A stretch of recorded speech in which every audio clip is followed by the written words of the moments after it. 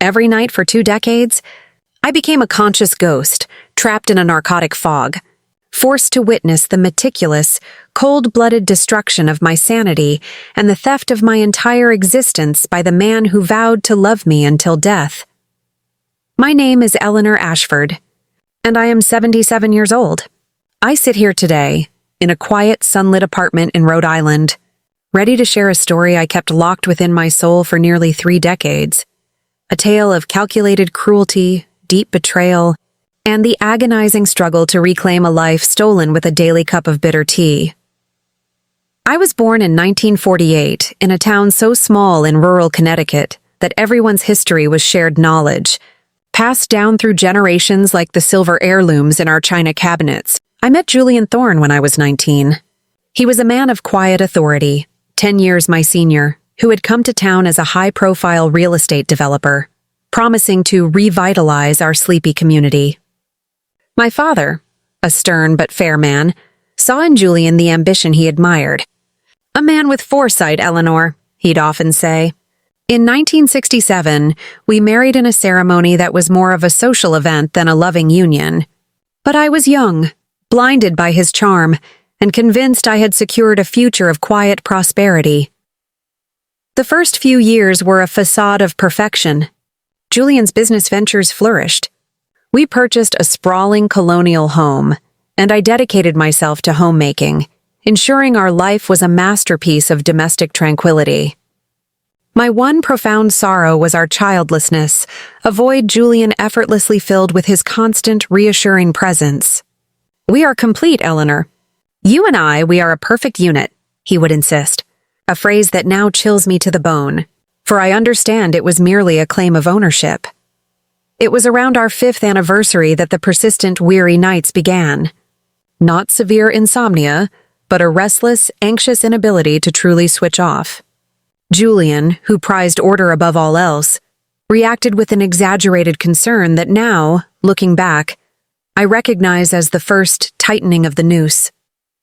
"A sleepless wife cannot maintain the order of a wealthy man's life," he once remarked, cloaking control in the guise of care.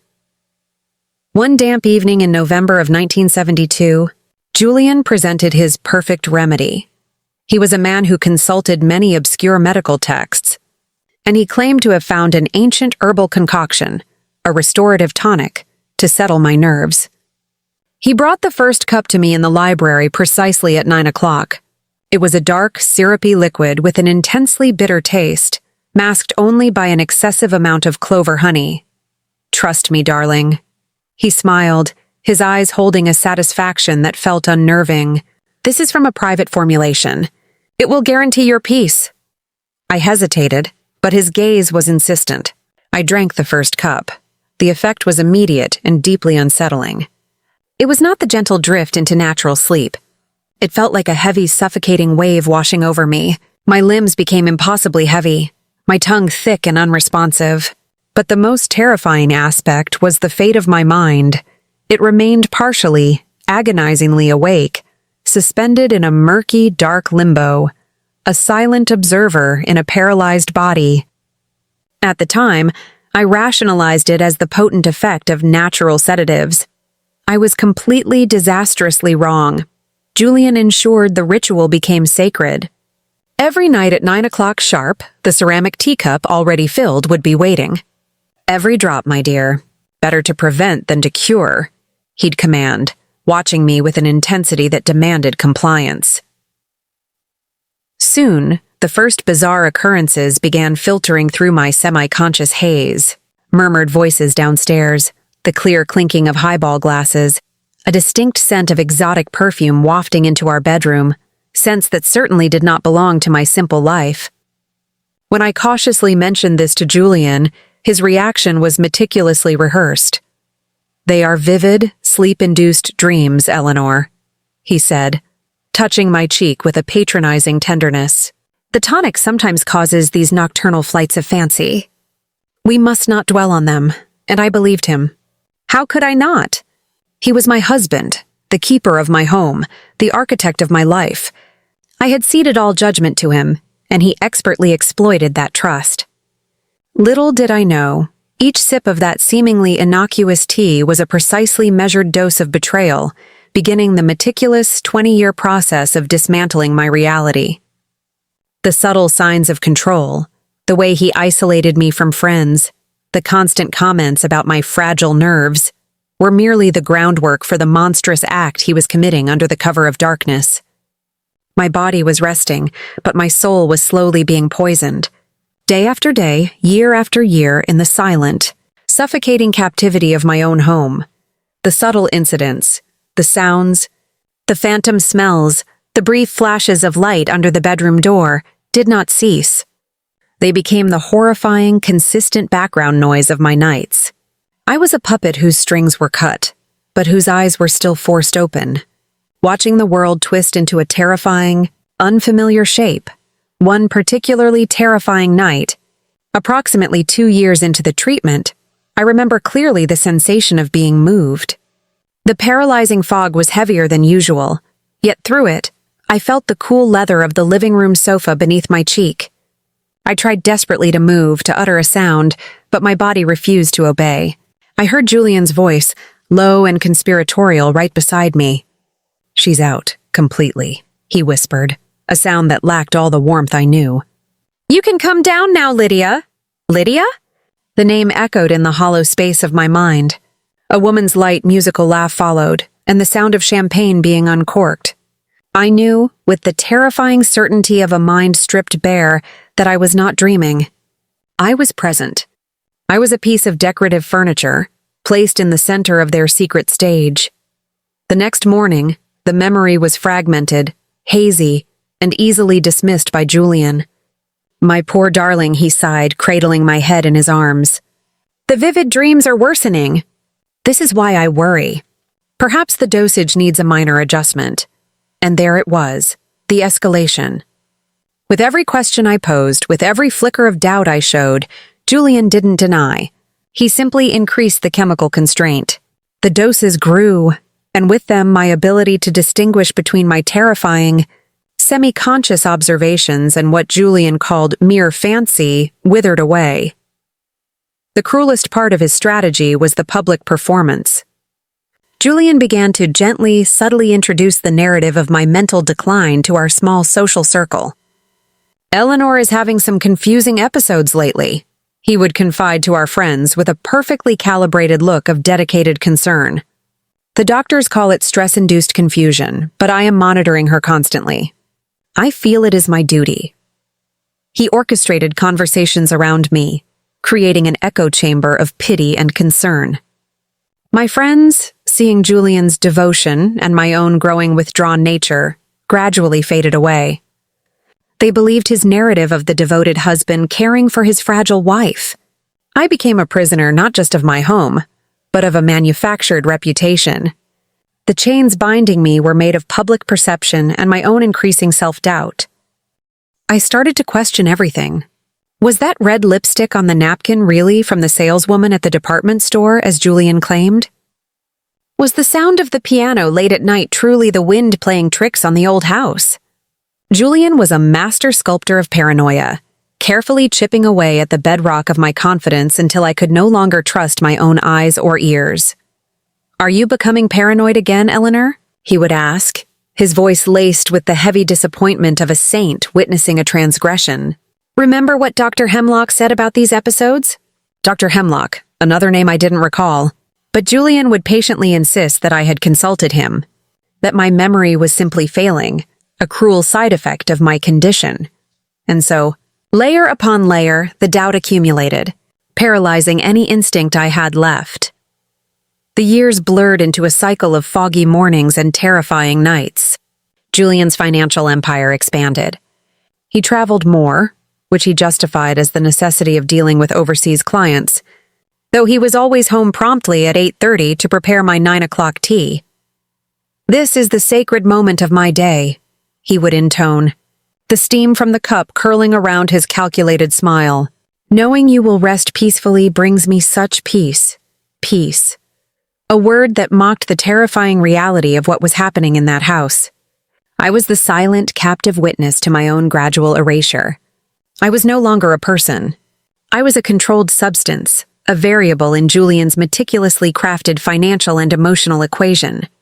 My mind, even in its chemically induced daze, screamed a silent warning that I, the conscious ghost, was the only one who could hear. The betrayal was not just in the infidelity. It was in the profound architectural evil of making me present for the dismantling of my soul.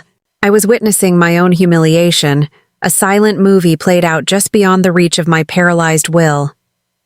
It was a kind of psychological torture so extreme, so prolonged, that it makes the simple act of looking back an exercise in profound grief and overwhelming fury. The decade of the 70s bled into the 80s, and I continued to drink the poison. By this time, I was 45 years old, and the tea was as routine as breathing. I was an automaton during the day, tending to a home that had become my well-appointed prison, and a paralyzed spectator at night. The episodes were now so common that I barely questioned them, dismissing the faint whispers or the sight of a shadow moving through the hallway as the expected hallucinations. Julian's narrative about my declining mental health had fully taken hold, insulating him from all suspicion. I had forgotten what true, unmedicated sleep felt like. I only knew the heavy descent into the dark, terrifying limbo where my half-awake mind floated, a prisoner tethered to a leaden body, the first tangible, undeniable sign that my perception was not failing, but rather was being stolen, occurred in the summer of 1991. It wasn't a whisper or a shadow. It was an injury. I woke up one morning with a searing, crippling pain in my left hip. I couldn't move. Julian, ever the attentive caretaker, called Dr. Sterling, the family physician who had been signing my fictitious medical reports for years. The diagnosis was a hairline fracture, likely caused by a fall I had no memory of. It must have happened during one of your nightly episodes. Mrs. Thorne, Dr. Sterling remarked, exchanging a heavy, knowing glance with Julian. Nothing serious, but you'll require absolute bed rest for several weeks. What Julian intended as a temporary setback for his meticulously ordered life became my unexpected salvation. The severity of the injury necessitated a short stay at the local community hospital for observation and pain management. For the first time in nearly 20 years, I spent consecutive nights without that cursed tea. The first few nights were sheer agony. I sweated profusely, my entire body convulsed with deep internal tremors. I had violent nightmares, not of Julian's secret life, but of frantic attempts to move my paralyzed limbs. My body was in chemical revolt, screaming for the sedative it had come to depend on. It was a withdrawal so profound that it shocked me, forcing me to confront the sheer physical dependence Julian had engineered. A young night nurse named Clara, a kind woman with sharp, observant eyes, noticed my distress. "Mrs. Thorne," she commented gently on the fourth night, while adjusting my intravenous line, "you seem to be going through some kind of withdrawal. Your husband mentioned a special sleep tonic he prepares for you?" I nodded weakly, my throat dry.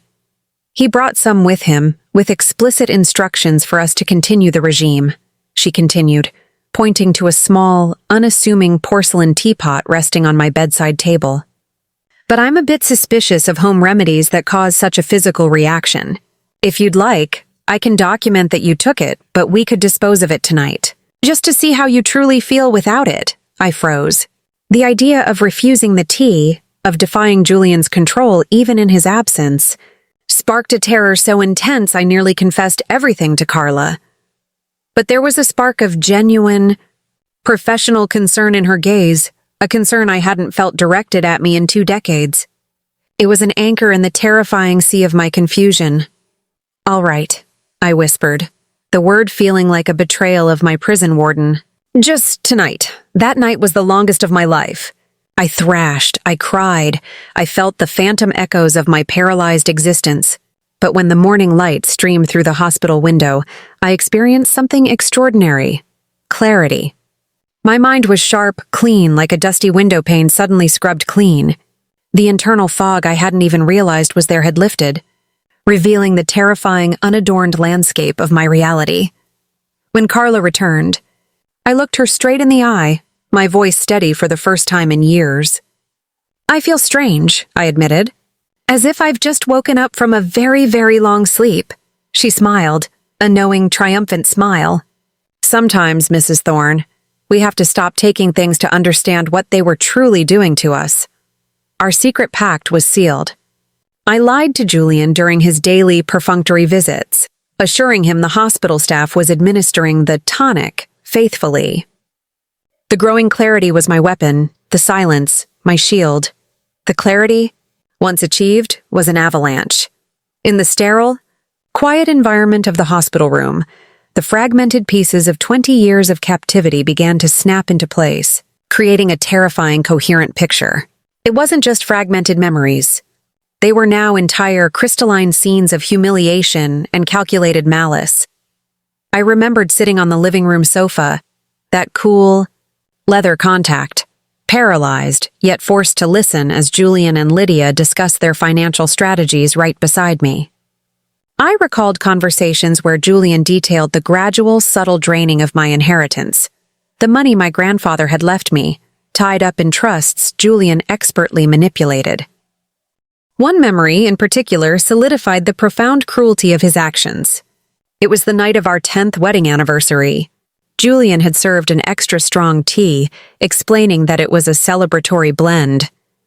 I remembered floating near the ceiling, watching my inert body in the leather armchair.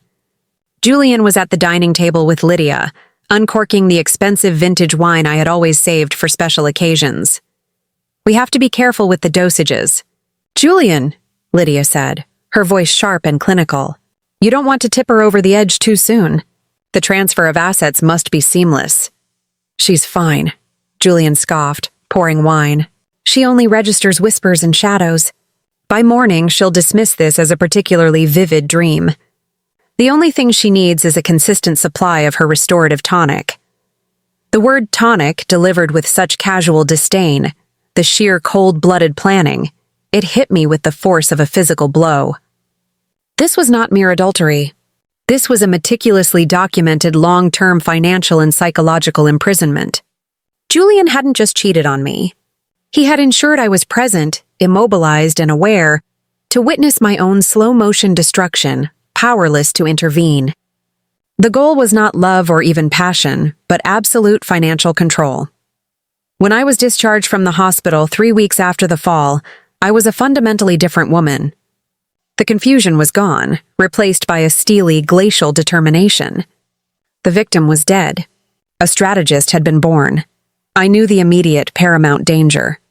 If Julian sensed the slightest change, if he suspected I had stopped taking the tea, or worse, if he realized I had pieced together the 2 decades of manipulation, my life, my very physical safety would be at grave risk. He had too much invested in his perfect facade to allow an inconvenient truth to emerge. My performance began the moment I stepped back across the threshold. Every night I accepted the sacred ceramic cup. I would smile faintly, murmur a thank you for his care, and drink it under his watchful eye. Then, using a technique I had practiced in my hospital room, I would discreetly pour the entire dose into a large, absorbent philodendron plant near the fireplace, or hide it in a small glass flask concealed within the deep pocket of my dressing gown. I was a consummate actress. I perfected the heavy-lidded gaze, the slurred, delayed response, the slight physical drag that signaled the sedative was taking hold. Only when Julian was utterly convinced I was sinking into my customary semi-conscious stupor did I allow my eyes to open, watching him from the deep, protective shadows. It didn't take long to confirm the full scope of his ongoing betrayal. 3 nights after my return, after confirming my inert state with a brief, dismissive wave of his hand in front of my face, Julian made a phone call. "She's under," he whispered into the receiver. "You can come down now. The house is secure." 20 minutes later, the front door chime rang softly. Julian opened it to reveal Lydia Thorne, the blonde woman from my recovered memories. She was older, impeccably dressed, and unmistakably at home. "3 weeks is far too long, Julian," she said, sweeping past him with the confidence of an owner. Her eyes briefly met mine, and she delivered the comment that ignited the core of my fury. "There she is. like a decorative statue in the living room, always in her usual spot. I remained motionless, my face expressionless, my heart pounding a terrifying rhythm against my ribs. Julian was not just cheating. He was bringing his mistress into our home, forcing me to bear witness to my own erasure, treating me not as a wife, but as an inanimate, convenient obstacle. The contempt was absolute, and with that contempt, my fear was transmuted into a cold, unbreakable resolve. I would not just survive this. I would dismantle his life as meticulously as he had dismantled mine. That night, and the ensuing nights became my training ground. I was no longer a victim. I was a hidden surveillance system. I observed patterns, listened to the casual, chilling details of their conspiracy, and began to assemble the final pieces of the puzzle that was my stolen life. Julian and Lydia would dine in the formal dining room, using the fine china that I had only ever reserved for holidays. They toasted with my expensive wine, their conversation revolving around their shared glittering future, a future built on the ruins of my past. "When can we finalize the Vancouver property, Julian?" Lydia asked, her voice eager. "Soon," he replied, tapping a fork against his glass. "The transfer of the main trust fund is almost complete. The primary obstacle remains the Eleanor issue." The Eleanor issue. That is how my husband of 25 years referred to me, a logistical problem to be solved. "And Dr. Sterling?" Lydia pressed. "Are the final papers for the compulsory internment signed? We need to move her before she becomes inconveniently lucid." My blood ran cold. The plan was not just abandonment. It was permanent institutionalization. "Almost finished," Julian confirmed, his tone chillingly professional. "With 2 decades of fabricated medical reports, it will be routine. Once she's admitted and declared incompetent, I gain total power of attorney, sell the house, liquidate the remaining assets, and we leave. She will be well cared for there, of course." He added the last phrase with a sarcastic flourish that betrayed the depth of his malice. Lydia laughed, a short, brittle sound. "You have the patience of a true predator, Julian. I've always admired that. Patience brings maximum reward, my dear," he countered. When we met, I was a mere regional developer. Now, thanks to the gradual consolidation of the Ashford family estate and the minimal cost of keeping Eleanor sedated, we are set for life. A divorce would have cost me 50%. This way, I get 100% and the public sympathy of the devoted husband. The sheer audacity, the cold, financial calculation behind the systematic drugging and psychological torture of his wife was almost incomprehensible. It was not a crime of passion, but a crime of greed, executed with the patience and precision of a master thief. I also learned that Lydia was not a recent affair. She had been a key partner from the start, a specialist in chemical formulations who had worked for a private lab, supplying Julian with the cocktail of sedatives disguised as a restorative tonic. Together, they had meticulously planned every single step of my 2-decade-long disappearance from my own life. Even more horrifying were the fragmented mentions of Lydia's past. She had been married before, to an older, wealthy man who had died prematurely after a long, mysterious neurological illness. The insurance money from that death had financed Julian's initial expansion. I realized I was not the first victim of this predatory, calculating couple. They were serial financial abusers, cloaking their crimes behind the perfect facade of upper-class respectability and devoted care. My inner turmoil was a constant, silent war. Every instinct screamed at me to leap up, confront them, to unleash the 20 years of accumulated fury. But the strategist in me, the one forged in the chemical fires of Julian's betrayal, prevailed. Confrontation would mean my immediate institutionalization, or worse. I needed help, and above all, I needed proof, physical, irrefutable evidence that I was not a woman descending into dementia, but a victim of a monstrous, calculated plot. The opportunity came in the form of their final travel plans. Overhearing a conversation, I learned they were planning a 3-day business trip to Geneva to finalize the last overseas bank transfers and close the deal on their European escape route. It was my window. 3 days of freedom from Julian's omnipresent shadow. 3 days to gather the evidence and reach out for salvation. I continued my act flawlessly. During the day, I would commit small, calculated slips, forgetting where I placed the car keys, staring blankly at the wall, feeding Julian the evidence he needed to confirm the progression of my disease. At night, I played the silent statue, watching, listening, and carefully formulating my plan for the final, decisive move that would dismantle his perfect life. The day of Julian's departure arrived in late July of 1991. He packed a small, elegant travel bag, telling me he was headed to a financial conference in New York.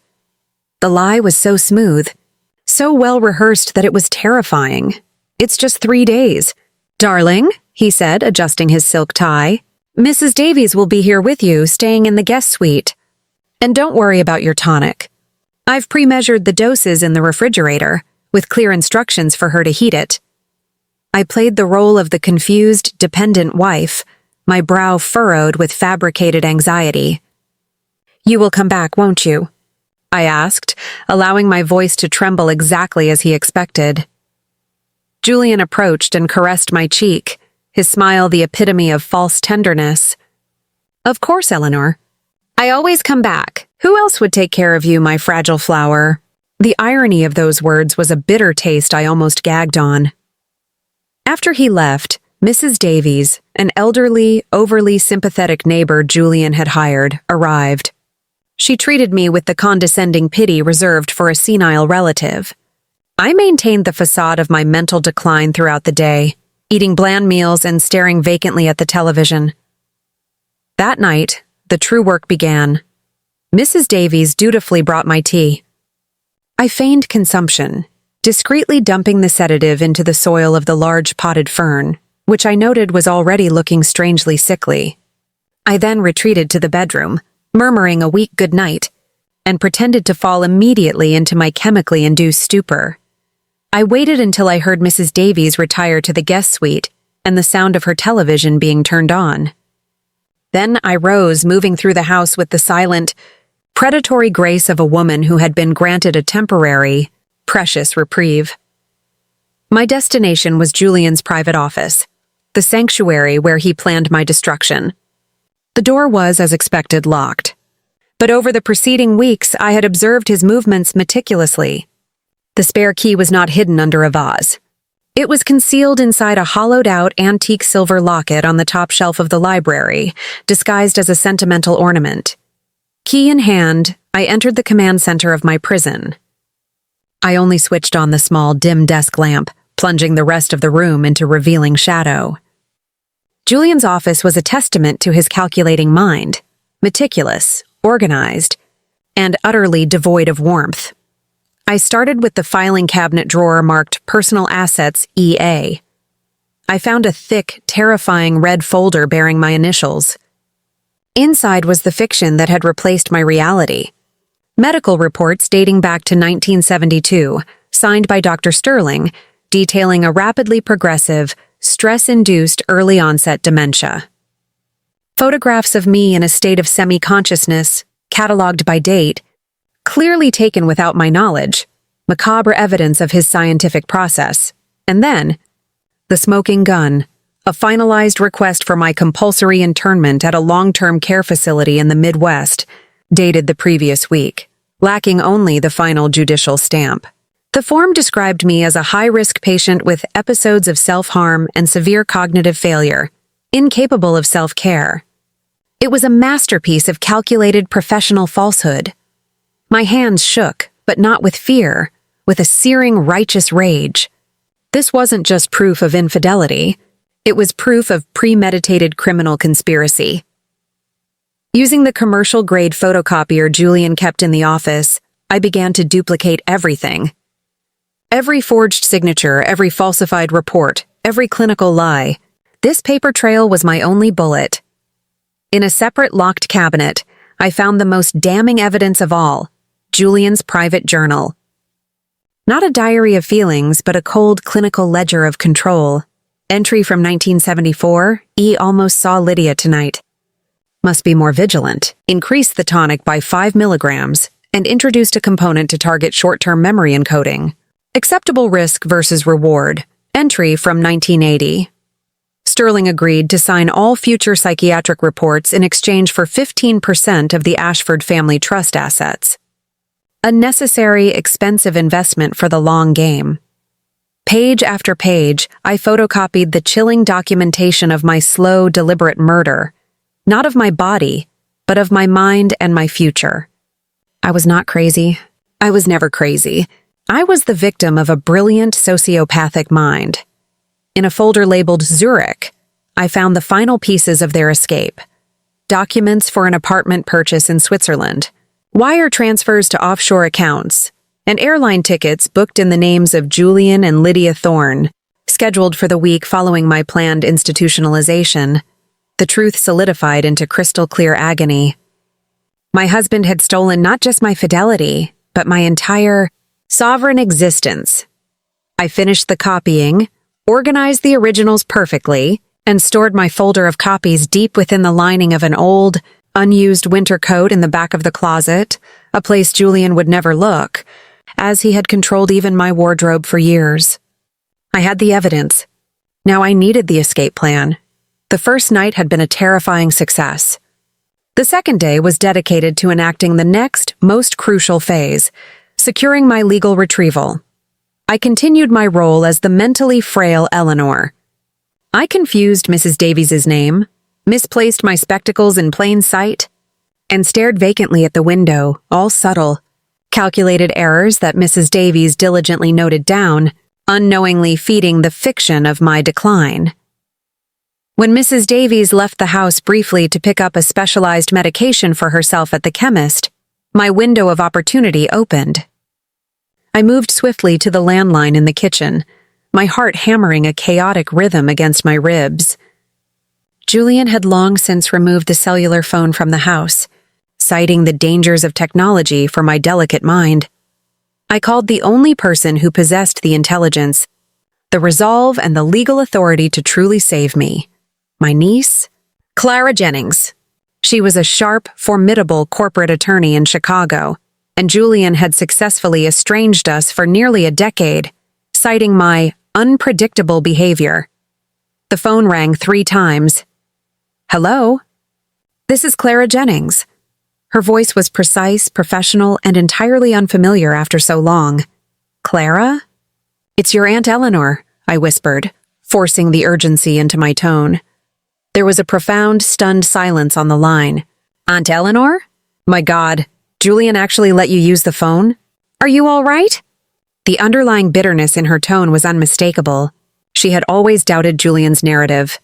Listen to me carefully. I have less than 5 minutes, I commanded, my voice now dropping its facade and becoming hard, clear, and focused. I am lucid. I have been deliberately drugged by Julian for 20 years, with a potent sedative cocktail to manipulate my memories and steal my assets. He is planning my forced institutionalization next week to gain total control. I have the proof. His journals, forged medical reports, everything.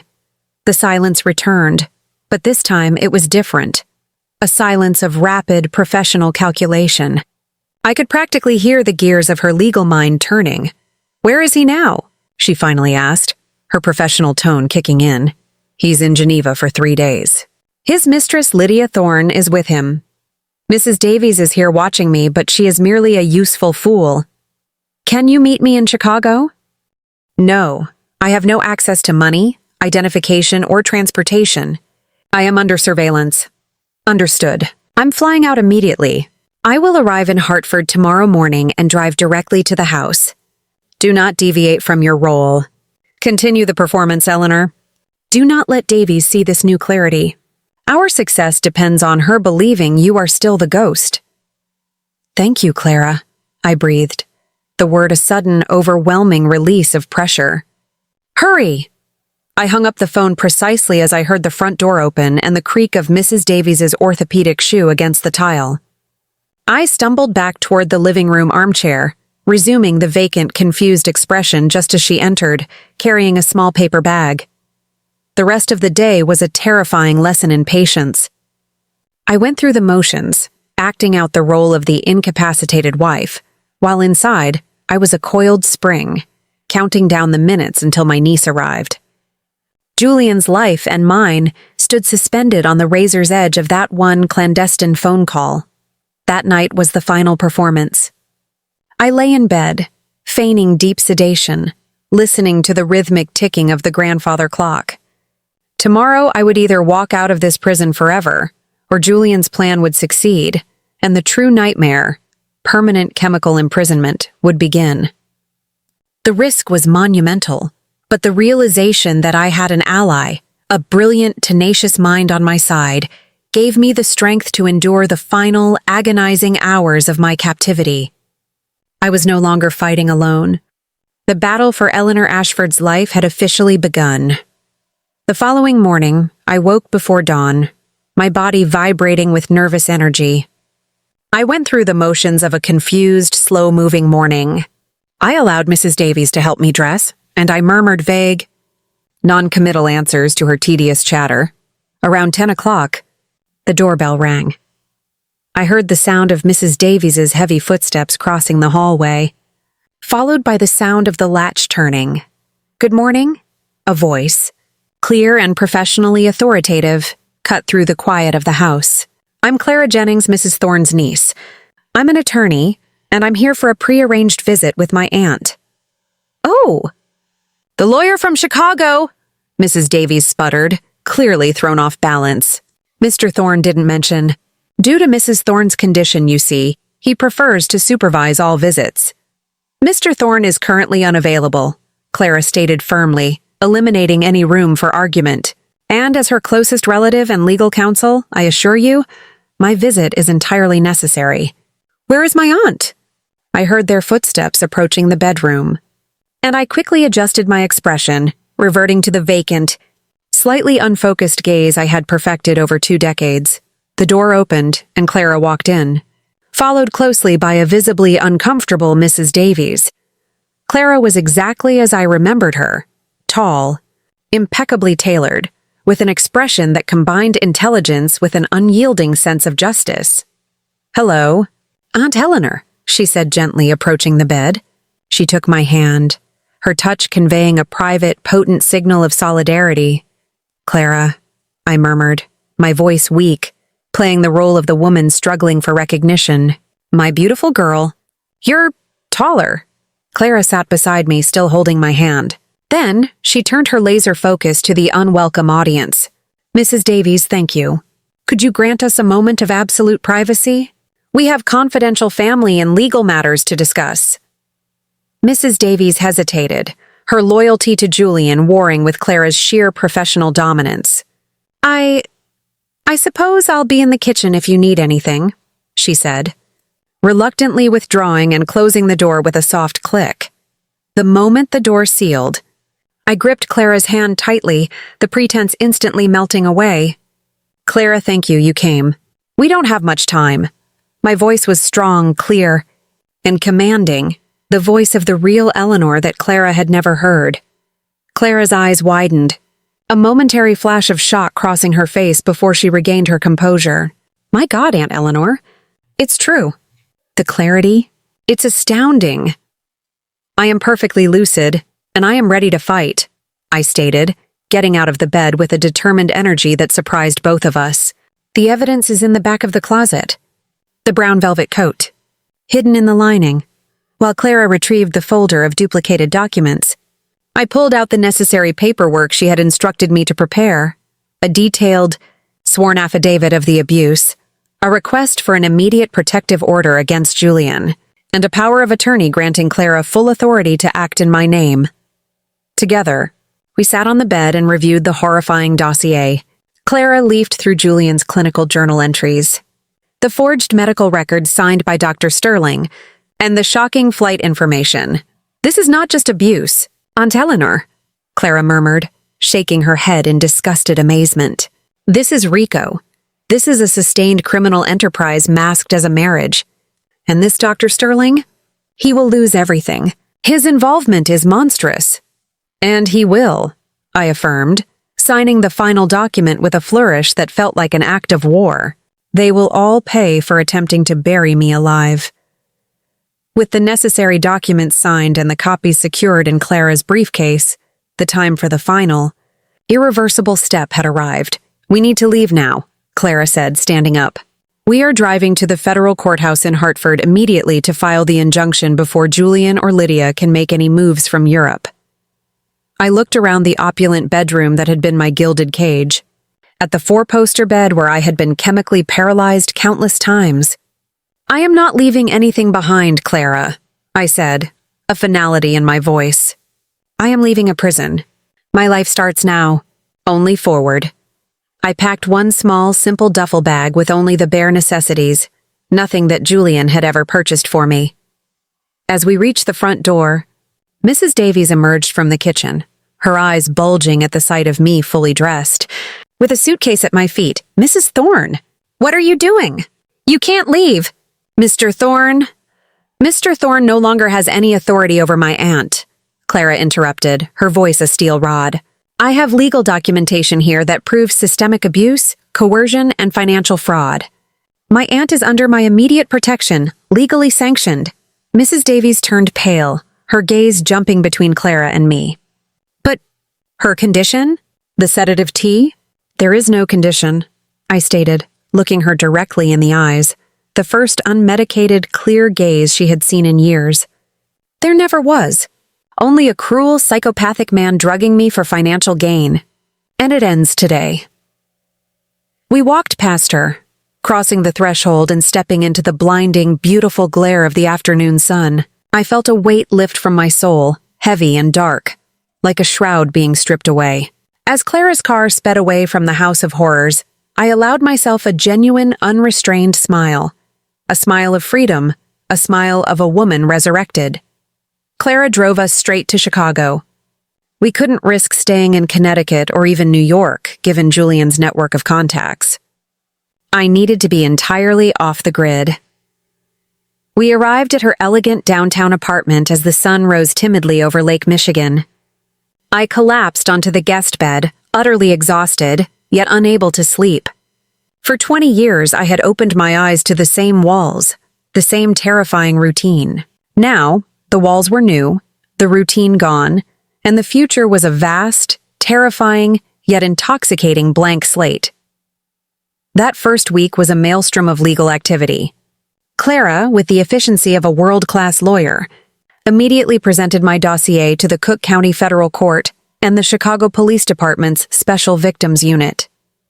The copies of Julian's clinical journal, the signed affidavits, the flight tickets, it all translated into a compelling, undeniable case of systematic prolonged abuse and attempted murder for hire, given the highly potent chemicals involved. I spent hours with a compassionate, no-nonsense female detective, recounting 2 decades of being a conscious ghost. "Mrs. Thorne," the detective said, her eyes burning with a controlled fury after I finished my narrative. "What Mr. Thorne did is not just domestic violence. It is psychological false imprisonment, non-consensual administration of dangerous substances, and financial racketeering. We are issuing an arrest warrant immediately. His assets and the real estate holdings will be frozen by an emergency court order. He won't be able to touch a single penny." 3 days after our arrival, the news broke. Julian, returning to the house and finding me gone and the house sealed by a police order, had panicked. He had contacted the police to report my disappearance and was promptly informed of the federal warrant for his arrest. The irony was a bitter elixir. The man who planned to permanently erase me was now reporting his erased wife missing.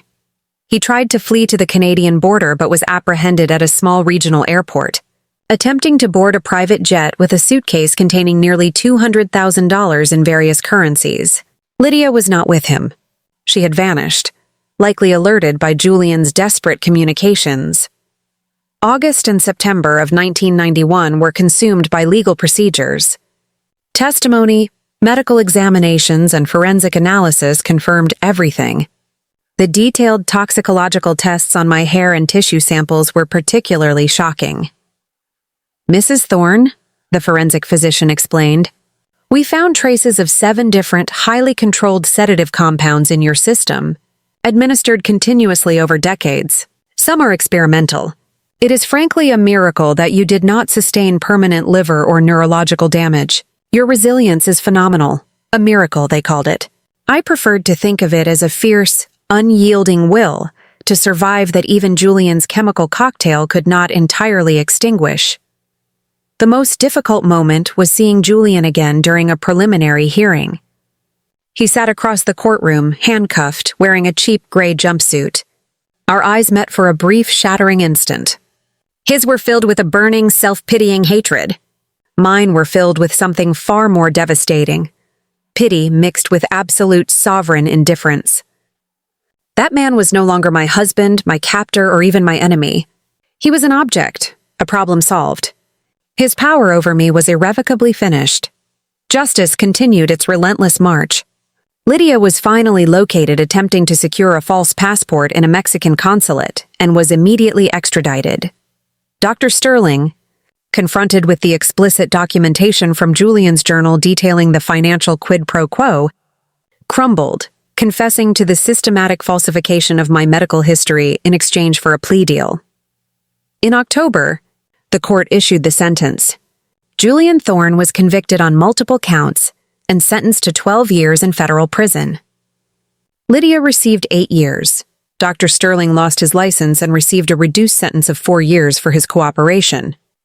The vast majority of the frozen assets, the house and the entire estate, now valued at many millions of dollars, were returned to my name. Justice had arrived. But as I quickly learned, justice is merely the end of a legal chapter. Healing is an entirely new book. I was free and financially secure, yet I was also 53 years old, completely disoriented in a world that had moved at warp speed while I was suspended in time. I remember staring blankly at an unfamiliar machine in the grocery store, a price scanner, and feeling a profound sense of cultural disconnection. The woman Julian had imprisoned was gone, but the new Eleanor had yet to be fully born. The reconstruction of my identity was the final, most terrifying chapter of my journey. The wealth that Julian had plotted so viciously to steal was now mine, but it felt hollow. It was the relic of a life I had been denied. Money could buy security, but it could not buy back 2 decades of experience, of choices, of simply being in the world. My first step toward healing was psychological. I began sessions with Dr. Viviana Ross, a trauma specialist in Chicago. She was kind but uncompromising, gently guiding me through the ruins of my self-perception. Eleanor, Dr. Ross told me in one of our early sessions, you endured an exceptionally rare form of prolonged psychological and chemical depersonalization. Your task is not just to recover your memories, but to recover your identity. Who was Eleanor before Julian? Who is the 55-year-old Eleanor now? The question, who am I, was deceptively simple and terrifyingly complex. Before Julian, I was a bright, promising student of history. During Julian, I was an inert, decorative object. Now, I was a survivor, wealthy, yet spiritually adrift. The answer began to emerge when I decided to sell the Connecticut house. I traveled back one cold November afternoon, accompanied by Clara. The house was cold and draped in white sheets, a mausoleum to my lost years. I walked slowly through the rooms, the library where the first tea was served, the living room where I was forced to watch my betrayal, the bedroom where I was caged. It was an act of personal exorcism. In the backyard, I stopped by the sickly philodendron where I had poured the final doses of the tonic. It had died, poisoned by the very chemicals meant to poison me. We sell the house, Clara, I stated, a sense of absolute finality washing over me, and we liquidate the remaining assets. I want nothing to connect me to that town or that life. On the drive back, I made the radical decision that defined my second life. I would go back to school. Psychology, I announced to Clara's surprise. I want to study trauma. I want to understand what happened to me, and I want to help other women recognize the invisible chains that bound me for so long. At 55, with a high school education decades old, the path was daunting. But having survived Julian, no academic challenge seemed insurmountable. January of 1992 found me enrolled in a preparatory course for college entrance exams. I was the oldest student by several decades, sitting among teenagers, relearning algebra, history, and chemistry, the world's progress that had bypassed me.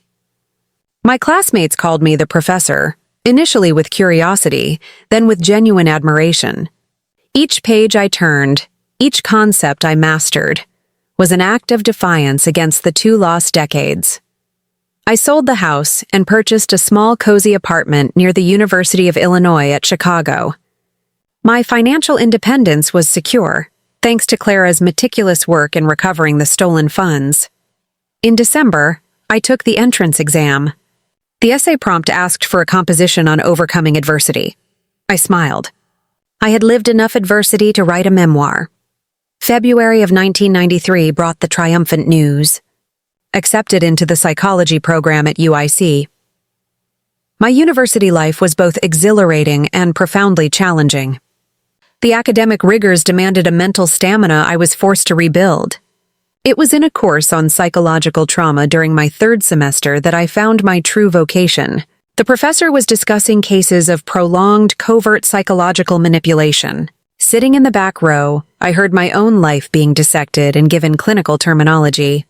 After class, I approached the professor and for the first time, shared my full story with the academic world.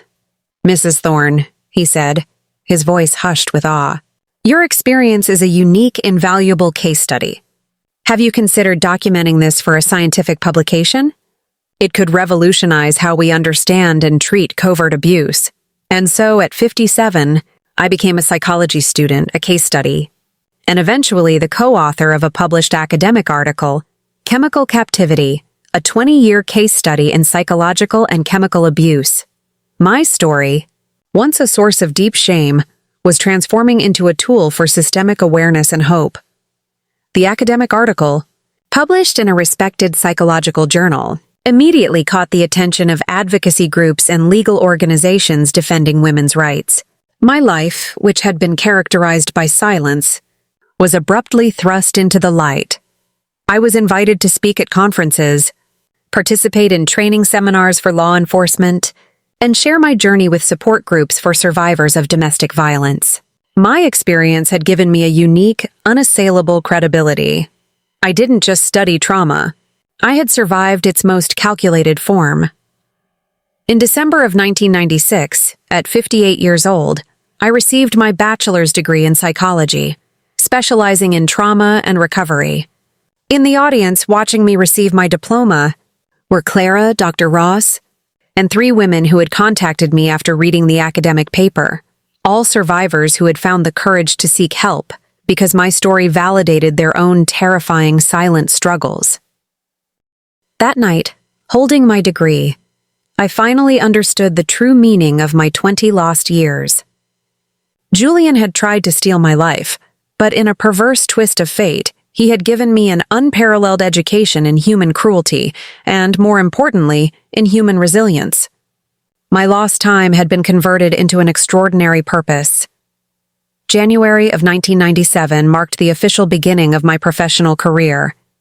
I rented a small office in downtown Chicago and placed a simple brass plaque on the door. Dr. Eleanor Thorne, psychologist, specialized in trauma and recovery. The word spread quickly, not through advertising, but through the secretive, powerful network of women seeking help. "Go to Dr. Thorne," they would whisper. "She truly understands. She's been there. She survived." My waiting list grew exponentially. I vividly remember my first patient, Teresa, a 40-year-old woman who had lived under the absolute financial and emotional control of her husband for 15 years. She entered my office with her head bowed, speaking in near whispers, constantly apologizing for taking up my time. I saw myself, the ghost of my past, reflected in her terrified demeanor. "How did you find the courage to leave?" Teresa asked me after several intense sessions, finally feeling safe enough to breach the subject of my own history. "It wasn't courage, Teresa," I replied honestly. "It was the terrifying realization that staying was more painful than the fear of leaving." At a certain point, the paralysis breaks when the pain of the status quo exceeds the terror of change. In 1998, I was invited to participate in a training program for the Chicago Police Department's Domestic Violence Unit. My lectures combined the academic knowledge of psychological trauma with the raw, undeniable credibility of the victim-turned-expert. Seeing hardened detectives taking copious notes as I detailed the subtle signs of gaslighting and chemical manipulation, the same signs their training often overlooked, gave me a profound sense of validation. If just one of you recognizes these signs in one victim seeking help, I told them at the close of one lecture, then all the suffering I went through will have found its definitive meaning. In 1999, with the support of a non-governmental organization, I founded the Phoenix Institute, a dedicated center for the reception and specialized treatment of victims of prolonged psychological abuse. We started small, but the demand was overwhelming. By 2001, we had acquired our own headquarters, a large, welcoming house, and expanded our services to include legal aid, psychiatric support, and job retraining workshops. In 2003, at 65 years old, I published my first book, Awakening, 20 Years of Silence and the Path to Reclaiming Your Life. It was part autobiography, part self-help manual, detailing my full story intertwined with practical guidance on recognizing and escaping covert abuse. To my astonishment, the book became a national bestseller. The notoriety brought new opportunities, allowing me to reach millions of women through television appearances and national speaking tours. In 2005, I received the news that marked the final closure of that dark chapter. Julian Thorne had died in prison of a heart attack. The reaction that swept through me was complex. It was not joy, nor was it forgiveness. It was a deep, profound sense of relief, as if a heavy shadow that had loomed perpetually on the horizon of my consciousness had finally dissipated. He was gone, and his capacity to cause harm to anyone was irrevocably finished. That night, I sat alone in my apartment with a cup of chamomile tea. I had reclaimed the ritual of the evening cup, now on my own terms, with my own choice of safe, soothing herbs. I reflected on the 3 women I had been: the frightened young wife who accepted the first cup of poison, the 53-year-old strategist who fled the prison, and the 67-year-old professional who now helped countless others. All 3 versions of Eleanor coexisted, each with her scars and her lessons. My work, I realized, was far from over. In 2008, at 70 years old, I stepped back from my full-time clinical practice to focus entirely on the Phoenix Institute and a new project, an educational prevention program for high schools titled Recognizing the Quiet Signs. It is easier to teach young people to recognize the architecture of abuse than to help adults dismantle it. I argued to initially reluctant school principals. The program, which focused on boundary setting, consent, and non-physical control, eventually expanded to over 50 institutions across the state of Illinois, becoming a model for early abuse prevention. In 2014, my story reached a global audience. A major studio released the film adaptation of my life, The Quiet Witness. The film was a critical success, and watching the actress portray my journey, the initial paralysis, the slow, agonizing awakening was a deeply cathartic experience. It validated my suffering by transforming it into a universal message. I received letters from women in Russia, India, and Australia, all detailing terrifyingly similar experiences of covert manipulation, proving that psychological abuse transcends all cultural and geographical boundaries. Today, in 2025, at the age of 77, I am officially retired, yet I remain a proud, active figure in the Phoenix Institute. I look back not as a victim who survived, but as a survivor who thrived. My life was not defined by the 2 decades of captivity, but by the 3 decades of freedom I fought for and the profound purpose I built from the ruins. With every woman I help awaken from her own private nightmare, I reclaim a piece of the life that Julian Thorne tried to steal. If you are watching this, and the echoes of my story resonate with your own quiet dread, I need you to know, you are not crazy. What you are experiencing is real, and the chains binding you are made of doubt, not steel. The first step toward freedom is the most terrifying, but I promise you, the sunlight on the other side is magnificent. Do not let your instinct be the only witness to your own destruction. Your wisdom, your experience, and your strength are the greatest weapons against covert abuse. Use them. Your liberation is the greatest revenge. My hope is that my journey provides you not just with tears, but with the necessary tools to begin your own awakening today. If my testimony has validated your experience, please honor the millions of silent victims by leaving a like and subscribing to the channel.